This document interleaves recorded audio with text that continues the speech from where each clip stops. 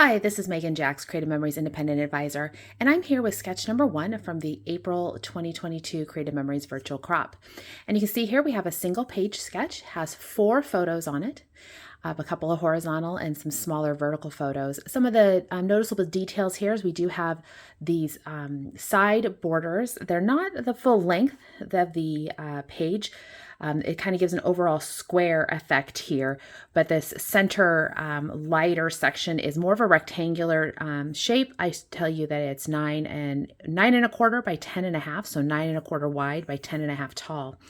And then you give a little bit more width to the layout by doing some borders on either side. So those can be, use your border maker cartridge, use your one of the other borders, use some stickers, just put a little bit of that detail over here to the side. You could also use the decorative trimmer. So lots of options for that. The layout I'm going to be making, I have some photos from my son Cody when we were doing COVID remote school for kindergarten in 2020, 2021, we did a little art project. We made a Christmas tree painting. So I have some photos from that. And I'm actually doing things a little bit different here.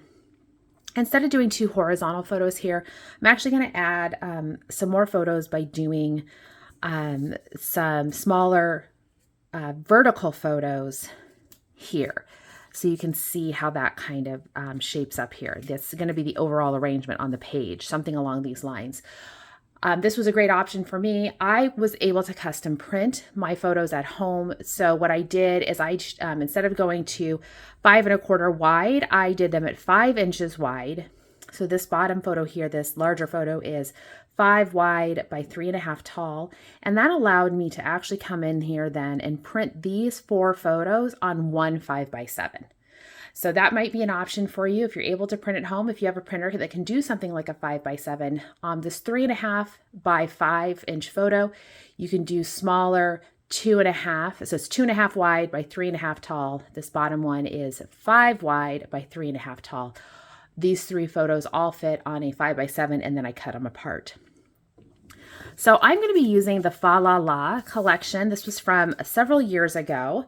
And I just liked, I've got a Christmas theme here. I wanted to keep the colors and the designs pretty basic with green and red. So the Fa La La worked perfect. It also had this tree paper. I really liked this background. And so I'm going to use this as my background. And then from the pack, there was a tonal green. And I've cut that tonal green to be this 9.25 by 10.5. I went ahead, I'm sticking pretty close to my measurements. So that's going to go on like that. And I'm going to flank it either side. So I'm going to go ahead and I'm going to adhere this in place.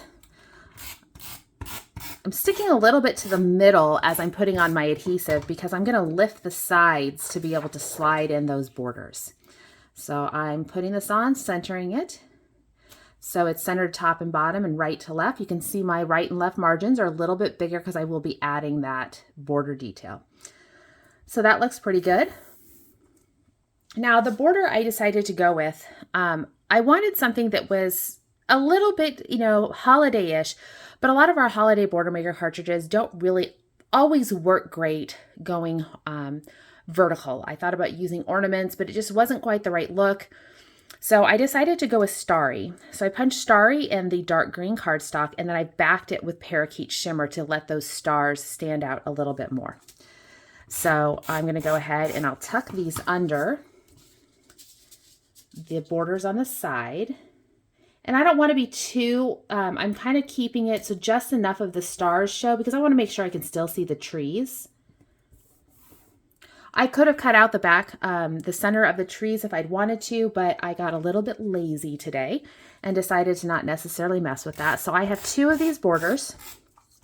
I trimmed them to 10.5 inches tall so that they would fit behind the this tonal square, or excuse me, this rectangle in the middle. And that's kind of the background there. So now you can see we have, it kind of gets itself into more of that square look. So we don't quite have, this tonal piece in the middle. It's not really a square, but we flank it out with those 2 borders and it gives us a little bit of a square effect. We have a fairly even mat all the way around with that background. So next what I need to do is I'm going to go ahead and start laying out my photos and show you kind of the other details that I'm adding. I do have the little banner. I altered my banner size. I'm a little bit wider than the 1.5 inches. I think I'm closer to 1.75 inches. And then I have, I've shortened it just a little bit. So I'm not quite that full 3 inches coming down. I'm a little bit shorter. My photos are going to go on as such. I am going to try to leave some room there to do another vertical border detail. Here's my photos right there.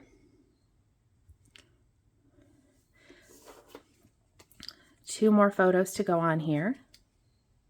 One to show off his little art project that he did. And now, so a couple of details here. They talk about using a title with some journaling here at the bottom. I don't know that I really needed a whole lot of journaling on this. I'm using a fairly dark background, so I don't know that I can really write in here unless I was to use the silver pen, and I don't usually journal that much. So I'm going to go ahead and just put it as a title, and I used my letters, my die cut letters, to do just another banner detail here, because I was using a fairly thin font in my cutting machine. So I wanted to be able to let that stand out. So by putting the white letters on the red, and I'm actually using the firecracker shimmer with the white shimmer, it allowed that to stand out a little bit more. And then I needed this center detail here. And I went ahead and did the twisted paper twist here. And I kept it tonal. And I'm going to come in, and this is the area where I need to go ahead, and as I've got this all put in place here, I'm going to snip the top and snip the bottom, and I'll be able to glue those into place or adhere them. So you can kind of see there how it all came together. I'll do some little adjustments here. My title ended up being just a little wider than I wanted, so I'm going to have to, I don't necessarily want my this vertical border here to overlap my banner ends. And I don't know that I want I guess I could have my banner stick out this side just a smidge. So that is kind of how things are going to take shape there. So that's pretty much the layout. I'm going to go ahead and get it put together. This paper twist, if you want the details on this, I will put it in the link for the description below. It is use a decorative trimmer, as well as I used the one of the decorative blades on my straight trimmer. So it's 2 pieces, thin cut, with the wavy edge of the decorative trimmer. You're going to just a fairly narrow, not any more than 1/4 inch. And then when you use this middle piece of the lighter green here, is going to be a straight piece cut with your regular 12-inch trimmer, and you don't want it to be any bigger than 3/16 of an inch when you're making that. So you want to keep it a fairly narrow twist there. So that's the layout. I hope you've enjoyed sketch number 1 from the April 2022 Creative Memories Virtual Crop. Thanks for watching.